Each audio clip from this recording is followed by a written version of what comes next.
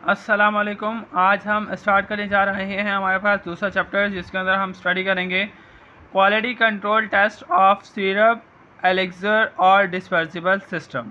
सही है। जब भी हम किसी भी लिक्विड की बात करते हैं, किसी भी सिरप, सस्पेंशन या डिस्पर्सिबल सिस्टम की बात करते हैं, तो उसके अंदर हमारे पास दो चीज़ें मैटर करती हैं। एक तो हमारे पास उस लिक्विड की विस्कोसिटी, दूसरा उस लिक्विड के अंदर एक्टिव कंटेंट कितना है, और उस लिक्विड को इस सोल्यूशन को बनाने के लिए हमने वाटर किस टाइप का लिया है। आइदर हमने इसके अंदर प्योरीफाइड वाटर लिया है, आइदर हमने इसके अंदर वाटर फॉर इंजेक्शन लिया है, आइदर हमने इसके अंदर हाईली प्योरीफाइड वाटर लिया है। कौन सा वाटर हमने लिया है उस सोल्यूशन को बनाने के लिए। सबसे पहला जो मेजर करता है वो आता है हमारे पास विस्कोसिटी। विस्कोसिटी क्या होती है कि ये हमारे पास रेजिस्टेंस होती है ऑफ लिक्विड टू फ्लो। ये किसी भी लिक्विड को फ्लो करने की हमारे पास क्या होती है, रेजिस्टेंस होती है। दो मेथड से हम विस्कोसिटी फाइंड आउट करते हैं। एक आता है हमारे पास कैपिलरी विस्कोमीटर, या जिसे हम ऑसवर्ड विस्कोमीटर बोलते हैं, और एक आता है हमारे पास Brookfield viscometer. Capillary viscometer के अंदर हम क्या करते हैं, मेजर करते हैं टाइम को कि वो लिक्विड को फ्लो करने में कितना टाइम लग रहा है। किसी भी नैरो ट्यूब से लिक्विड को फ्लो होने के अंदर कितना टाइम लग रहा है वो हम मेजर करते हैं कैपिलरी विस्कोमीटर के थ्रू, और वो जो टाइम आता है उसे हम कंपेयर करते हैं with the time of water. सही है। नेक्स्ट आता है हमारे पास Brookfield viscometer. Brookfield viscometer के अंदर हमारे पास एक स्पिंडल होता है जिसे हम रोटेट करते हैं उस लिक्विड के अंदर, और मेजर करते हैं कि कितनी टॉर्क या कितनी फोर्स लग रही है उस लिक्विड के अंदर उस स्पिंडल को रोटेट करने में। विस्कोसिटी क्यों ज़रूरी होती है, ये हमारे पास इंश्योर करती है consistency of syrup, suspension, gel और क्रीम को। ये इंपॉर्टेंट है किस चीज़ के लिए, पोर एबिलिटी, यानी हम कितनी देर के अंदर कोई चीज़ पोर हो रही है। यानी हम सिरप अगर चम्मच के ऊपर पोर कर रहे हैं तो उसका कितना टाइम लग रहा है। किसी भी चीज़ की स्प्रेडिबिलिटी या सिरिंज एबिलिटी कितनी है। डिटेक्ट करते हैं बैच टू बैच वेरिएशंस को, और इंश्योर करते हैं कि एक्यूरेट डोजिंग हो और यूनिफॉर्मिटी ऑफ फॉर्मुलेशन हो। नेक्स्ट आता है हमारे पास एसे ऑफ एक्टिव इंग्रेडिएंट्स। ऐसे क्या होता है, सबसे पहले आपने ये समझना है। ये हमारे पास क्या होता है, क्वांटिटेटिव एनालिसिस टेस्ट होता है। इस क्वांटिटेटिव एनालिसिस टेस्ट के अंदर हम क्या करते हैं, डिटरमाइन करते हैं एग्जैक्ट अमाउंट और कंसंट्रेशन ऑफ सब्सटेंस। कौन सा substance, drug substance in the pharmaceutical doses form. किसी भी फार्मास्यूटिकल डोजेज फॉर्म के अंदर क्या हमारे पास एग्जैक्ट अमाउंट या कंसंट्रेशन ऑफ ड्रग प्रेजेंट है, तो किसके थ्रू हम फाइंड करते हैं, ऐसे के थ्रू। वो जो एज पर लेबल क्लेम, यानी लेबल क्लेम के मुताबिक वो ड्रग की कंसंट्रेशन मौजूद होनी चाहिए। ये हम चेक करते हैं किसी भी कंपनी या इंडस्ट्री के अंदर रेगुलर बेसिस के ऊपर।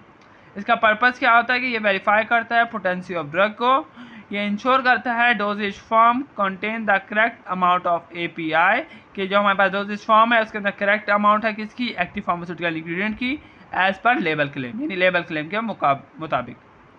ये हमारे पास to comply with the pharmaceutical standard, ये हमारे पास कंप्लाई करता है किसको, फार्मास्यूटिकल स्टैंडर्ड को, चेक करता है प्रोडक्ट की स्टेबिलिटी और इंश्योर करता है बैच टू बैच यूनिफॉर्मिटी को। अगर हम बात करते हैं किसी भी एग्जांपल की, तो हमारे पास अगर हम एस्कॉर्बिक एसिड का ऐसे करते हैं तो हम यूज़ करते हैं उसके अंदर आयोडीन टाइट्रेशन का मेथड यूज़ करते हैं। अगर हम पैरासीटामॉल है वो हमारे पास 240 नैनोमीटर के अंदर UV स्पेक्ट्रोमीटर के थ्रू हम उसे क्या करते हैं, उसकी कंसंट्रेशन को फाइंड करते हैं। जो ऐसे है वो हम 3 तरीक़ों से फाइंड आउट करते हैं। टाइट्रेशन से फाइंड आउट करते हैं, UV मेथड से फाइंड आउट कर सकते हैं, और HPLC के थ्रू फाइंड आउट कर सकते हैं।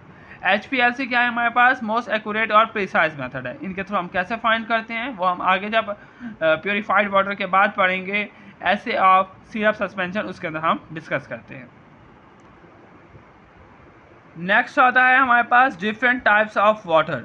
सबसे पहले यहाँ पे हम 3 टाइप्स ऑफ वाटर को डिस्कस करेंगे, purified water, water for injection और हाईली प्योरीफाइड वाटर।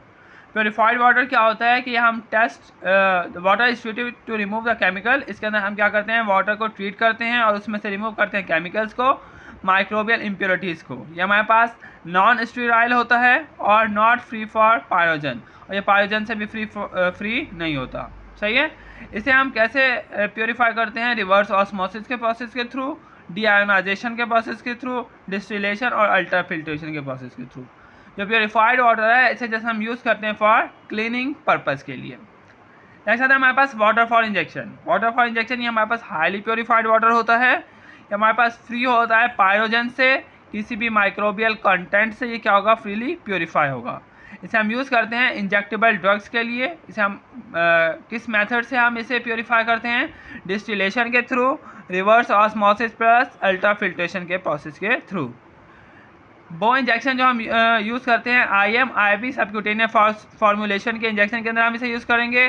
फाइनल इसे हम राइंस ऑफ यानी अगर हमारे पास स्टीराइल इक्विपमेंट है तो उनको वॉश आउट करने के लिए भी हम वाटरफॉल इंजेक्शन ही यूज़ करते हैं।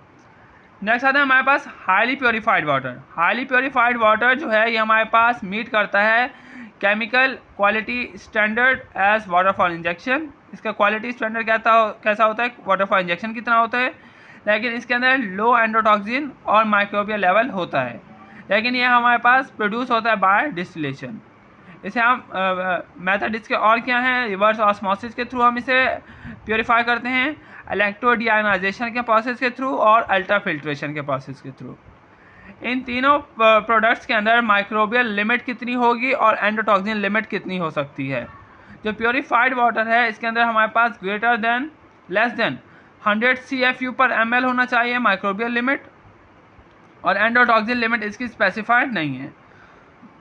अगर वाटरफॉल इंजेक्शन की बात करें तो 10 CFU/100 ml होना चाहिए और 0.2 EU/ml एंडोटॉक्सिन होनी चाहिए। हाईली प्योरीफाइड वाटर के अंदर भी 10 CFU/100 ml माइक्रोबियल लिमिट होनी चाहिए और एंडोटॉक्सिन लिमिट 0.25 EU/ml होनी चाहिए।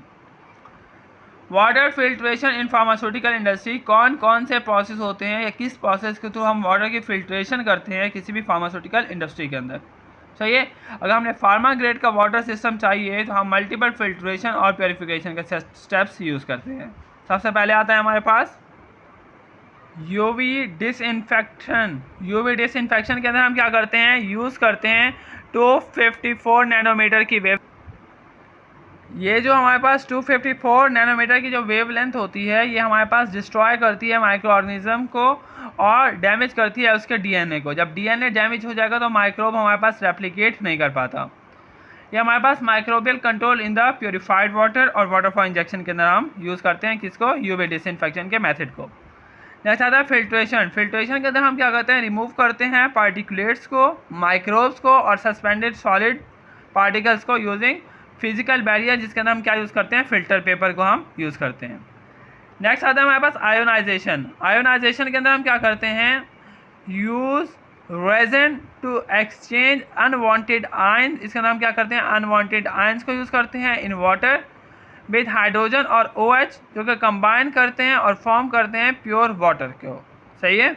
यूज़ फॉर डीआयोनाइजेशन वाटर प्रोडक्शन, इसे हम किस लिए यूज़ करते हैं, डीआयोनाइज्ड वाटर की प्रोडक्शन के लिए। नेक्स्ट आता है रिवर्स ऑस्मोसिस। रिवर्स ऑस्मोसिस के अंदर हम क्या करते हैं, अप्लाई करते हैं हाई प्रेशर को to force water through a semi permeable membrane. इसके अंदर हम क्या करते हैं, फोर्स अप्लाई करेंगे कि वाटर पास होगा से सेमी परमिएबल मेम्ब्रेन से और रिमूव करते हैं इसमें से हम क्या, डिजॉल्व सॉल्ट को, पार्टिकल्स को, ऑर्गेनिक पार्टिकल्स को, बैक्टीरिया और पायरोजेंस को। डिस्टिलेशन के अंदर हम क्या करते हैं, वाटर को बॉयल करते हैं, उससे स्टीम बनती है, स्टीम से दोबारा जो हमारे पास पार्टिकल होंगे कंडेंस होते हैं और वाटर बनाते हैं, और जो इम्प्योरिटीज़ होती हैं वो हमारे पास क्या होती हैं, सेटल डाउन हो जाती हैं। वाटर टेस्टिंग हम कैसे करते हैं, वाटर टेस्टिंग के अंदर सबसे पहले हम फिजिकल करते हैं, विजुअल इंस्पेक्शन करेंगे, चेक करेंगे कि वाटर हमारे पास चेक एलिगेंस, नो सॉलिड मटेरियल के, उसके अंदर एलिगेंस होनी चाहिए, वो सॉलिड मटेरियल नहीं होनी चाहिए उसके अंदर। ऑर्डर और टेस्ट चेक करते हैं कि वो हमारे पास पैलेटेबल है और कॉन्स्टेंटली सेम है कि नहीं है। लाइट ट्रांसमिशन मीटर के थ्रू हम चेक करते हैं, check colour by passing light through the sample. हम क्या करते हैं, लाइट पास कराते हैं सैंपल से और चेक करते हैं कि वो हमारे पास क्लियर है कि नहीं है। फिर आता है हमारे पास केमिकल टेस्ट। अगर हम वाटर के केमिकल टेस्ट करते हैं तो उसके अंदर हम उसकी एसिडिटी या अल्कलैनिटी चेक करते हैं। इसके अंदर हम pH इंडिकेटर यूज़ करते हैं। मिथाइल रेड हम यूज़ करेंगे फॉर एसिडिटी चेक करने के लिए, और ब्रोमोथाइमोल ब्लू यूज़ करते हैं हम अल्कलैनिटी चेक करने के लिए।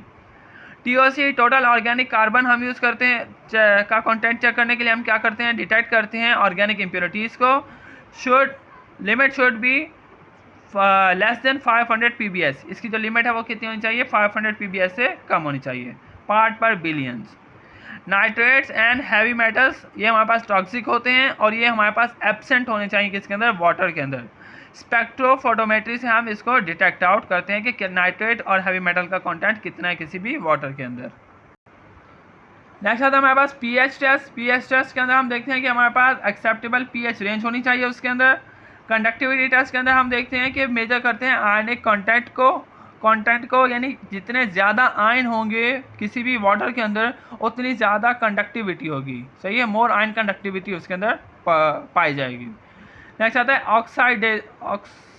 Oxidisable substance test. Oxidisable substance test के अंदर हम क्या करते हैं, डिटेक्ट करते हैं ईजिली ऑक्सीडाइज कंटेमिनेशन को, जो कि हमारे पास क्या होते हैं ऑर्गेनिक सब्सटेंस। इसके लिए हम रिएजेंट यूज़ करते हैं KMnO4 पोटेशियम पर मैग्नेट को हम यूज़ करते हैं। माइक्रोबियल टेस्ट के अंदर हम चेक करते हैं presence of bacteria, fungi, moulds को। यूज़ प्लेट काउंट, इसके अंदर हम क्या करते हैं प्लेट यानी प्लेट लेंगे, उसके अंदर हम कल्चर को ग्रो करवाएंगे और देखेंगे क्या इस वाटर के अंदर हमारे पास बैक्टीरियल कंटेंट है कि नहीं है। तो उसके लिए अगर हमें बैक्टीरिया चेक करने हैं तो हम उस प्लेट को इंक्यूबेट करेंगे 30 से 35 डिग्री सेल्सियस के टेम्परेचर के ऊपर, और अगर फंगल को इंक्यूबेट करना है तो उसके लिए हम 20 से 25 डिग्री सेल्सियस का टेम्परेचर यूज़ करेंगे फॉर 24 आवर, या वो हमारे पास डिपेंड करता है कि कंडीशन क्या है। नेक्स्ट आता है हमारे पास सिरप टेस्टिंग। सिरप टेस्टिंग हम नेक्स्ट लेक्चर के अंदर डिस्कस करेंगे।